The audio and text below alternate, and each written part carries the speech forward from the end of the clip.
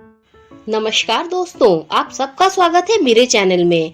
आज मैं आपको माँ दुर्गा की एक कहानी सुनाऊंगी जिसका शीर्षक है गरीब की दुर्गा भक्ति। मंगला नाम की एक औरत माँ दुर्गा की बहुत बड़ी भक्त थी। वह अपने बेटे भोला और बहू मीना के साथ रहती थी। एक दिन भोला काम पर निकलने जा रहा था तो मंगला ने कहा, भोला रुक बेटा, माता रानी का प्रसाद खाकर जा। तो भोला बोला, पहले ही देर हो गई है माँ। मंगला ने कहा, जल्दी जल्दी का काम शैतान का होता है बेटा, आराम से जा। तब उनकी बहू मीना ने बोला, आराम तो बस आप ही कर सकती हैं। उसने भोला को बोला, जाओ जी जाओ, आप जल्दी जाओ। अब माँ जी के पास कोई काम तो है नहीं, सारा दिन माता रानी के सामने घंटी बजाने के सिवाय। भोला खेत के लिए निकल जाता है। न तो उसने मीना को उसके व्यवहार के लिए टोका और ना ही मंगला उसे कुछ कह सकी। दरअसल मंगला की बहू मीना बहुत ही तेज तर्रार थी, साथ ही लालची और मतलबी भी थी। वह मंगला से कभी भी सीधे मुंह बात नहीं करती थी। भोला भी उसी के रंग में रंग चुका था। दूसरी तरफ मंगला सारा दिन बस माँ दुर्गा की भक्ति में लीन रहती थी। उसे दुनियादारी से कोई मतलब ही नहीं था। ना उसे मीना से कोई उम्मीद थी, ना ही भोला से। उसे तो बस अपनी माता रानी का साथ चाहिए था, जो उसके पास था।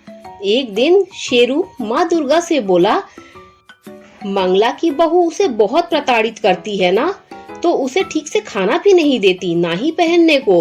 उसका बेटा भी इसकी परवाह नहीं करता। माते, आपको नहीं लगता कि मंगला को आपकी मदद की आवश्यकता है? दुर्गा माँ बोली, विधि के विधान में सभी का भाग्य लिखित है, थोड़ा धीरज रखो।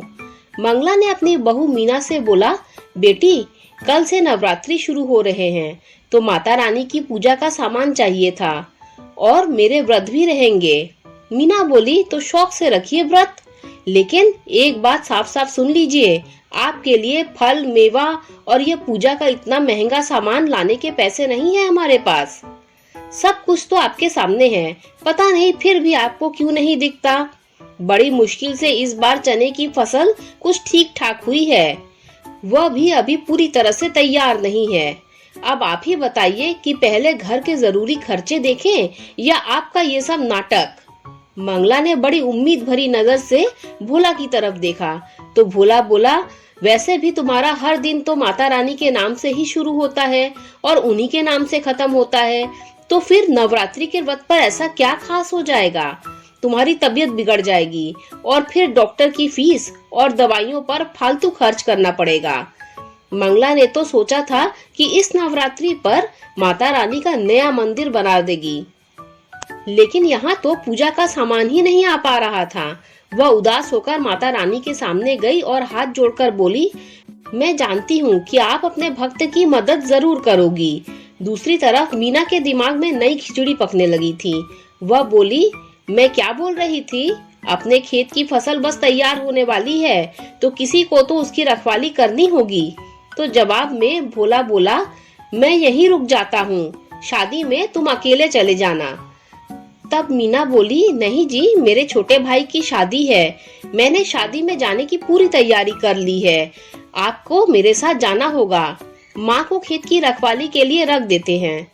भोला मीना की बात मान गया और अपनी माँ और उसका सारा सामान लेकर खेत पर पहुंचा दिया।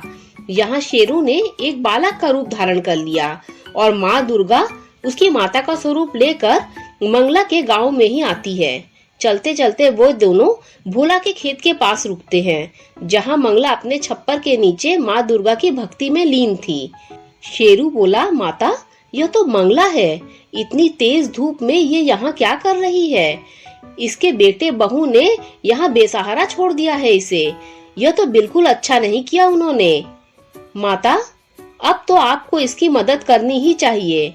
माँ दुर्गा मुस्कुराकर शेर की तरफ देखती है और फिर उसे अपने साथ चलने का इशारा करती है। वे दोनों सीधे मंगला के पास पहुँचते हैं। फिर माँ दुर्गा मंगला से कहती है, माता जी प्रणाम, मेरा नाम दुर्गा है और यह मेरा बेटा है, इसे बहुत तेज भूख लगी है। हमारा घर यहाँ से काफी दूर है, शाम हो जाएगी घर पहुँचते पहुँचते। अगर आपकी आज्ञा हो तो क्या हम आपके खेत से कुछ चने ले सकते हैं? बस मेरे बेटे का पेट भर जाए इतने ही चने लेंगे, आपकी बड़ी कृपा होगी। मंगला बोली, नहीं, तुम नहीं ले सकते। शेरू बोला, क्या हम नहीं ले सकते? लेकिन मुझे बहुत तेज भूख लगी है, बस थोड़ी सी दे दीजिए ना। मंगला बोली, बेटा कच्चे चने ले भी लोगे तो भला उन्हें खाओगे कैसे? तुम दोनों यहीं रुको, मैं खुद जाकर चने लाती हूँ और फिर उन्हें चूल्हे पर भून कर तुम्हें देती हूँ, फिर देखना क्या स्वाद आता है। मंगला उन दोनों को वहीं बिठाकर खुद चने लेने खेत में चली जाती है और अपनी झोली में ढेर सारा चना लेकर वापस लौटती है। माँ दुर्गा बोली, आप चने ऐसे ही दे दीजिए, ये खा लेगा। तब मंगला बोली, कमाल करती हो बेटी, ऐसे कैसे खा लेगा कच्चे चने? मैंने कहा ना, तुम बस कुछ देर रुको बेटी, मैं चने भून कर देती हूँ। मुझ बुढ़िया के पास और कुछ है भी नहीं, बस जो कर सकती हूँ वह तो करने दो मुझे, अच्छा लगेगा। वैसे भी माता रानी के नवरात्रे चल रहे हैं और पता नहीं मैं कंजक पूजन कर पाऊंगी या नहीं। इस प्यारे से बच्चे और तुम्हें चने खिलाकर ही संतोष लेने दो मुझे। इसके बाद मंगला बड़े ही प्यार से अपने चूल्हे पर उन चनों को खूब अच्छे से बनाती है, फिर माँ दुर्गा और शेर को खिलाती है। इसके बाद माँ दुर्गा बोली, धन्यवाद माता जी, आपके चनों में बहुत स्वाद है, कभी नहीं भूलूंगी इसका स्वाद। इसके साथ ही माँ दुर्गा शेर के साथ वहाँ से जाने लगती है। तभी शेर उनसे कहता है कि माँ, मुझे पता है यह एक परीक्षा थी और जहाँ तक मैं समझता हूँ मंगला इस परीक्षा में खरी उतरी है, तो क्या उसे कोई इनाम नहीं मिलना चाहिए? माँ दुर्गा एक बार फिर से शेर की तरफ देखकर मुस्कुराती है और फिर वह मंगला की तरफ अपना हाथ उठाती है। उनके आशीर्वाद से निकले प्रकाश से मंगला पूरे सोने की बन जाती है। हालांकि वह एक मूर्ति नहीं थी, लेकिन अब सोने की एक चलती फिरती इंसान थी। और सबसे खास बात तो यह थी कि खुद मंगला को इस बात का एहसास नहीं था। इसके बाद मंगला को जिस किसी ने भी देखा वह चिंता में पड़ गया। अब तो सारा गांव मंगला को अपने साथ रखने के लिए तैयार था, यहाँ तक कि मीना भी। मीना बोली, चलिए घर चलिए, हमारे साथ रहिए, अब आपको यहाँ रहने की कोई जरूरत नहीं, आपकी खूब सेवा करूंगी। तब मंगला बोली, तुम्हें परेशान होने की जरूरत नहीं है, अब तो पूरा गांव मुझे साथ रखने को तैयार है। मीना बोली, हमसे ज्यादा प्यार आपको कौन करेगा भला, और वैसे भी माँ जी, सबको आपका बस सोना चाहिए, आपकी तो यहाँ किसी को नहीं पड़ी है। मंगला बोली, तुम्हारी यह बात तो बिल्कुल सच है, इसीलिए मैंने तय किया है मैं किसी के साथ नहीं जाऊंगी, अपनी माता रानी के साथ यहीं रहूंगी हमेशा। मीना बोली, चलिए अपने घर चलिए, हम आपके लिए माता रानी का बहुत बड़ा मंदिर बनवा देंगे, आप सारा दिन माता रानी की पूजा करना। अब से हर नवरात्रा हम माता रानी के नाम से जागरण भी करवाएंगे। मंगला ने जाने से मना कर दिया और अपना सर माँ दुर्गा के चरणों में रखती है और अगले ही पल वह अपने प्राण त्याग देती है।